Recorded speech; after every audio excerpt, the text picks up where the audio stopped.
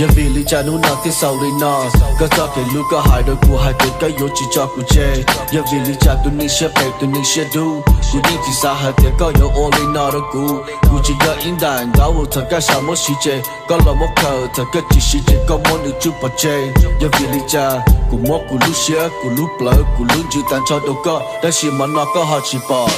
Ka mo on lu tu la Ku lu she ni po ta ku lu ku mo po la ye chi mo le ti yan do ku isha ku sa to ka cha ku lu ne cho lu ka hai do ku che ni da Cho cho ho cho ku ye chi sa ha te yo mo in nu wen show li na To ne ku lu vili cha ka te li mo li na do ku Ta shi no ku du ka cha ho ku lu ne chi sa o ne nya la ya vili cha ku ye chi sa ha te yo jong li na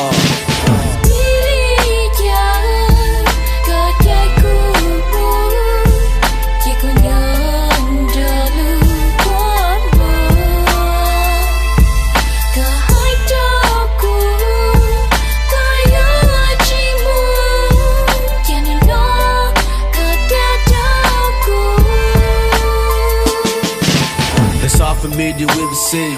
every single day, closing my eyes, asking God why. When you came into my life, it hurt me to the dome. And every single second, wondering why we spend alone. And I don't know, cause every question in my mind is going insane. Up on my brain, feels like a vortex. I'm losing myself, I'm sinking in this hole, into the dark, without you right by my side, losing my soul. But it's alright, remember this, karma's a bitch. I come back around to get you. And all I did was love you, and never neglect, but always respect you every single day. You telling me you're willing to ride, willing to die every single second, put the tears in my eyes, it was a lie.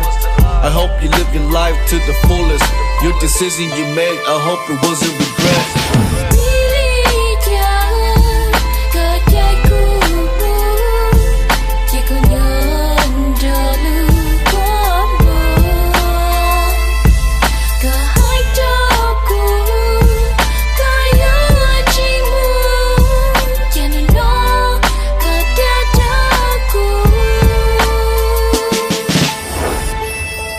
Ya vili cha te li jong li no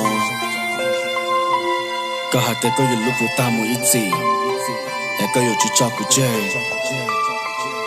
Nu na ku nyan jo lu ku mo O cha ka she you do a lo Mo ka le ne ki che mo To ne ku zu